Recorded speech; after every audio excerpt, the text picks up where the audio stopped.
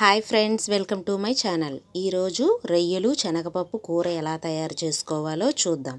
ముందుగా స్టవ్ మీద కడాయి పెట్టి అందులో ఆయిల్ వేసుకోవాలి.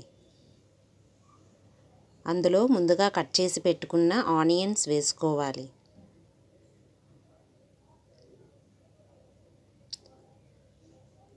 ఆనియన్స్ బాగా ఫ్రై అయ్యేంత వరకు కలుపుకోవాలి. అందులో టొమాటో ముక్కలు, పచ్చిమిర్చి, కర్రీ లీవ్స్ వేసి బాగా కలుపుకోవాలి. అందులో ముందుగా శుభ్రం చేసి పెట్టుకున్న రొయ్యలు వేయాలి. వేసి బాగా కలుపుకోవాలి. అల్లం వెల్లుల్లి పేస్ట్, పసుపు,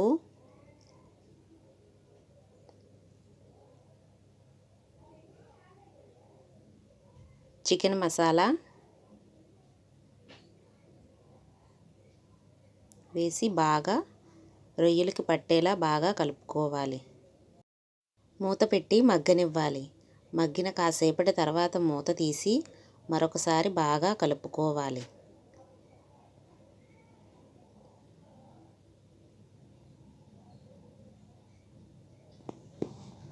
అందులో ముందుగా నానబెట్టి పెట్టుకున్న శనగపప్పుని అందులో వేసుకోవాలి. బాగా కలపాలి.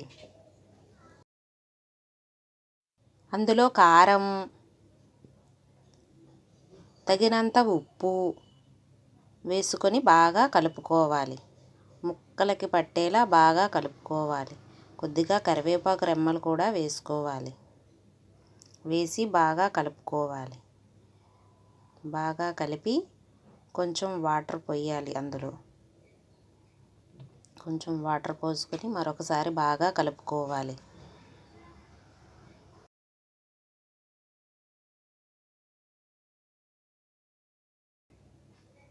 కుక్కర్ మూత పెట్టి 3 విజిల్స్ వచ్చేంత వరకు ఉడకనివ్వాలి.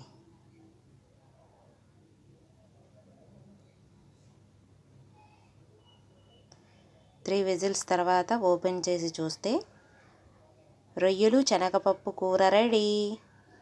ఇదిగో ఫ్రెండ్స్, టేస్టీ టేస్టీ స్పైసీ రొయ్యలు శనగపప్పు కూర రెడీ.